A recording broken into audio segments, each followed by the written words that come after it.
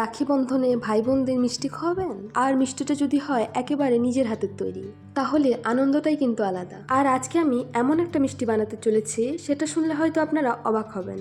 এই মিষ্টিটা বানাতে লাগবে শুধু দুধ, না ময়দা, না ছানা, না কনডেন্স মিল্ক, কিছুই লাগবে না। নমস্কার, আমি মধুশ্রী। আপনাদের সবাইকে আমার কুক উইথ মধুশ্রী চ্যানেলে আন্তরিক স্বাগতম। তাহলে চলুন শুরু করা যাক। প্রথমে আমি একটা মোটা তলার কড়াই নিয়ে নিচ্ছি। এর মধ্যে সামান্য জল দিয়ে দিব। জলটা দেওয়ার কারণ হলো দুধটা যেন সরাসরি কড়াইয়ের তলায় লেগে না যায়। এবার দিয়ে দিচ্ছি আমাদের দুধটা। আমি এখানে প্রায় 1.5 লিটারের মতো দুধ নিয়েছি। আপনারা চাইলে পরিমাণ অনুযায়ী কম বেশি করতে পারেন, তবে একটা কথা মাথায় রাখবেন, এই রেসিপিটাই কিন্তু ধৈর্যটাই সবচেয়ে গুরুত্বপূর্ণ। কারণ দুধকে তাড়াহুড়ো করে ঘন করলে হবে না, ধীরে ধীরে জাল দিয়ে নাড়তে নাড়তে দুধটাকে ঘন করতে হবে। এখন কিন্তু একটু পর পর দুধটাকে অনবরত নাড়তে হবে, না হলে নিচে লেগে যেতে পারে। এরপরেতে 1 চামচের মতো লেবুর রস দিয়ে দেব। 1 চামচ বা 1.5 চামচের বেশি লেবুর রস দিতে যাবেন না, কারণ এখানে আমি অল্প একটু ছানার মতো করে নেব, তাহলে মিষ্টিটা একটু দানাদার হবে। এখন থেকে কিন্তু আমার আসল কাজ শুরু। নাড়তে হবে, নাড়তে হবে আর নাড়তে হবে। মাঝারি আঁচে দুধটা জাল করে নেব আর নাড়াচাড়া করে নেব। আর আপনারা আমাকে একটা কথা কমেন্ট করে জানাবেন, রাখি বন্ধনে আপনাদের বাড়িতে ভাই বোনের মধ্যে কে বেশি মিষ্টি খায়, ভাই নাকি বোন? দেখুন দুধটা কিন্তু আস্তে আস্তে কমে আসছে।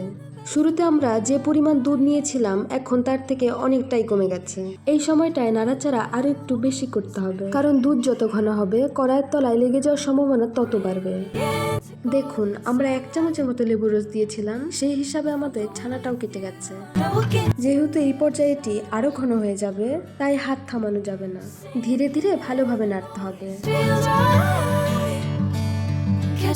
দেখতেই পাচ্ছেন দুধটা এখন আগের তুলনায় অনেকটাই ঘন হয়ে এসেছে। আস্তে আস্তে আমরা পরের ধাপে যাব।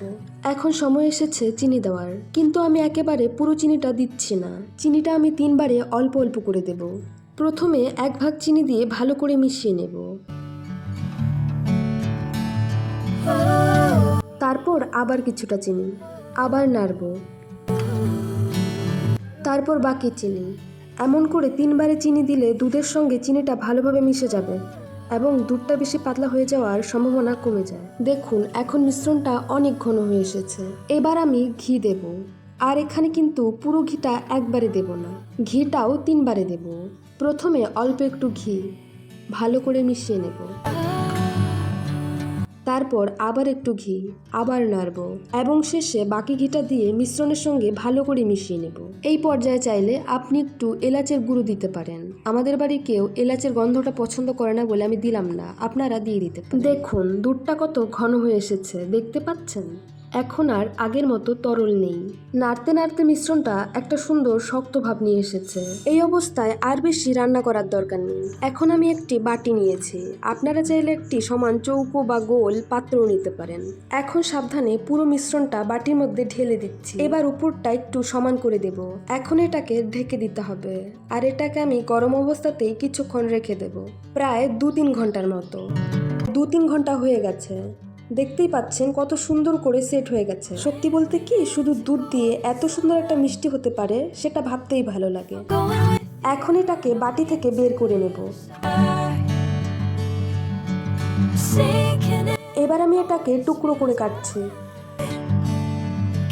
রাখি বন্ধনের মতো দিনে বাজার থেকে অনেক রকমের মিষ্টি কিনে আনা যায়, কিন্তু নিজের হাতে ভাই বোনদের জন্য মিষ্টি বানিয়ে তারপর নিজের হাতে সেটা খাওয়ানোর আনন্দটাই কিন্তু আলাদা। হয়তো দেখতে খুব দামি মিষ্টির মতো নয়, কিন্তু এর মধ্যে থাকে নিজের হাতের ভালোবাসা। তো আজকে রাখি স্পেশাল শুধুমাত্র দুধ দিয়ে তৈরি এই মিষ্টিটি আপনাদের কেমন লেগেছে কমেন্টে অবশ্যই জানাবেন। আর রেসিপিটা যদি ভালো লেগে থাকে তাহলে ভিডিওটা একটা লাইক করে দেবেন। আর সবাইকে আগাম জানাই শুভ রাখি বন্ধন, শুভ পূর্ণিমা। আবার দেখা হবে আমাদের পরের একটা নতুন একটা ঘরোয়া রান্না নিয়ে।